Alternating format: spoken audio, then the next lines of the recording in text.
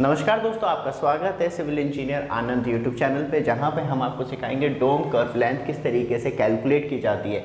जैसे कि कोई स्ट्रक्चर है, सर्कुलर है, या हम बात करें कोई ब्रिज है, तो हमें उसके ऊपर की लेंथ निकालनी है, तो हम किस तरीके से निकाल सकते हैं। सबसे पहले कुछ पैरामीटर होते हैं, जैसे कि हम बात करें हमें लेंथ मालूम है या हमें उसकी हाइट मालूम है, तो हम ईजिली कर्व लेंथ निकाल सकते हैं, जिसकी सहायता से हम सिर्फ लेंथ नहीं निकालेंगे। जैसे कि हम बात करें लेंथ हो गई, एक लेंथ निकाल सकते हैं, प्लस हम उसका एरिया निकाल सकते हैं। एरिया हमें ज़्यादा कर डोम में काम आएगा, और दूसरा हम उसका वॉल्यूम निकाल सकते हैं। मतलब ये सारी चीज़ें हम एक ही चीज़ से कैलकुलेट कर सकते हैं। सबसे पहली बात, ये फॉर्मूला है तो इसे आप नोट डाउन कर सकते हैं और हाथों हाथ इसका कैलकुलेशन भी कर सकते हैं। आपकी वैल्यू अलग भी आ रही होगी, मतलब यह है कि आपका जो डायमेंशन है वो अलग होगी, तो हमारी और आपकी वैल्यू डिफरेंट दिखाई देगी। बट एक चीज़ जरूर कहना चाहूँगा, आप वीडियो को लाइक जरूर कर दीजिएगा, और कोई भी आपका रिलेटेड क्वेश्चन या सवाल हो कि आपका कुछ और पूछना हो सिविल रिलेटेड या कंस्ट्रक्शन से रिलेटेड, तो आप हमें डायरेक्टली इस चैनल पे या हमारा जो मेन चैनल है आनंद मास्टर जी यूट्यूब चैनल, तो आप वहाँ पे जाके हमें डायरेक्टली कांटेक्ट कर सकते हैं। वहाँ पे हमने अपना व्हाट्सएप नंबर दे रखा है, तो आप डायरेक्टली वहाँ से कांटेक्ट कर सकते हैं और ज़्यादा जानकारी लेने के लिए। बट चैनल को सब्सक्राइब तो तुरंत ही कर दीजिए, क्योंकि रेगुलर सिविल स्ट्रक्चर या सिविल स्टडी से रिलेटेड हम वीडियो लेके आते रहते हैं इसी यूट्यूब चैनल पे। चलते हैं सीधे इसका कैलकुलेशन करते हैं किस तरीके से। तो हमारा जो फॉर्मूला है किस तरीके से फिट होगा, ये हमारी एल हो गई लेंथ, और ये हो गई एच हाइट, और ये हमारी एक्स है तो वैल्यू।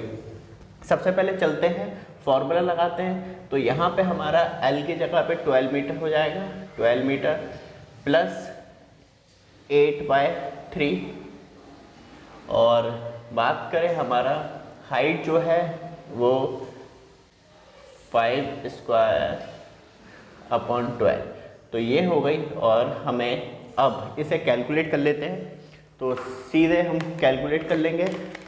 तो यहाँ पे हम 12 प्लस 8.3 इंटू 5² एंड 12, तो जो इसकी वैल्यू आएगी वो 17.55 मीटर आएगी। तो इसकी जो लेंथ है हमें मिल गई है। अब इसका डॉट हटा सकते हैं हम, और जो इसकी लेंथ है वो है 17.55 मीटर। तो ये तो हमें मिल गई। जैसे कि तब हम एरिया निकालते हैं तो हमें कुछ नहीं करना। अब एक तरीके से आप इसे सर्कुलर मान सकते हैं, मतलब अब इसे आप इस तरीके का सर्कुलर एरिया मान सकते हैं। अब इसे कर्व मानना छोड़ दीजिए, क्योंकि तब तक कर्व मांगना था, तब हमारी लेंथ आ गई। अभी जो हम डाया मान रहे थे वो सिर्फ बीच का वो 12 मीटर मान रहे थे, तो इसलिए हम उसे कर्व मान रहे थे। अब जो है हम इसका 17.5 मीटर मानेंगे, तो मतलब अब हमारे पास डाया जो है एक फ्लैट एरिया में आया है। तो अब हम एरिया भी कैलकुलेट कर सकते हैं। तो एरिया का जो फॉर्मूला होता है, ये हमारी लेंथ हो गई है जो हमने कवर की है लेंथ। अब हम निकालेंगे इसका कर्व एरिया। तो अब एरिया कैलकुलेट कर रहे हैं अब हम इसका एरिया। तो एरिया में हमारा जो फॉर्मूला होता है π/4 d², सीधे हम लगा देंगे। तो π/4 इज इक्वल टू डी का, अब जो है हमारा डाया जो है वो है ये 17.55 मीटर। तो अब जो एरिया आ जाएगा हमारे पास निकल के सीधे सीधे, तो हम लगाते हैं सीधे π/4 इंटू 17.55 d²।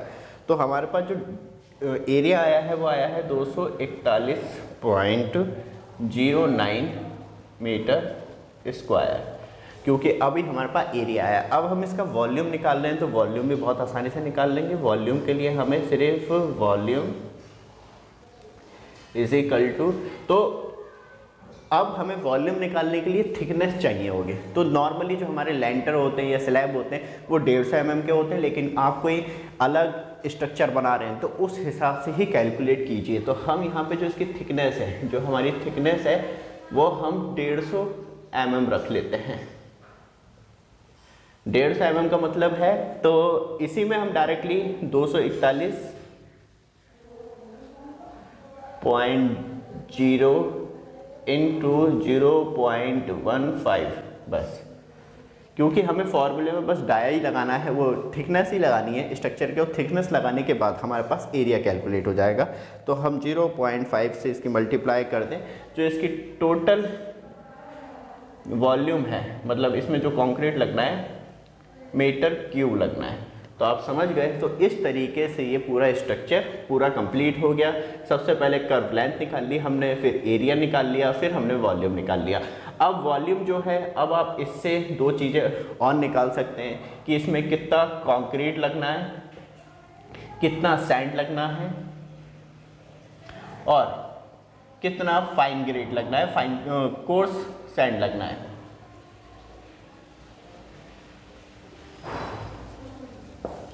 तो ये चीज़ें भी आप निकाल सकते हैं एज़ पर जितना आपका ग्रेड है कंक्रीट का, मतलब जो भी आप कंक्रीट ग्रेड यूज़ कर रहे हैं वो आप ग्रेड के हिसाब से फाइंड आउट कर सकते हैं कि आप, वैसे तो M25 मिनिमम, मतलब ऐसे स्ट्रक्चर के लिए मिनिमम होता है, लोग M30 भी यूज़ करते हैं, और बाकी स्पेशल डिज़ाइन हो जाते हैं जो लोग मतलब यूज़ करते हैं स्ट्रक्चर में, क्योंकि ऐसे स्ट्रक्चर बहुत ज़्यादा यूनिक होते हैं अपने आप में, और जो इनका मैक्सिमम लोड होता है वो इस साइड होता है, यहाँ पे स्ट्रक्चर के, ना कि बिल्कुल पॉइंट पे भी नहीं होता, ना बिल्कुल यहाँ पे होता है। इनका स्ट्रक्चर होता है तब जो कर्व लेंथ होती है वो सबसे ज़्यादा रेड पार्ट होता है, तो इसलिए इनके स्ट्रक्चर डिज़ाइन भी अलग होते हैं। इनका रेनफोर्समेंट कैसे निकालते हैं, अलग अलग चीज़ें, वो हम टाइम के साथ लेके आते रहेंगे। बट ये वीडियो आपको अच्छी लगे, चैनल को सब्सक्राइब, वीडियो को लाइक जरूर कीजिएगा। धन्यवाद।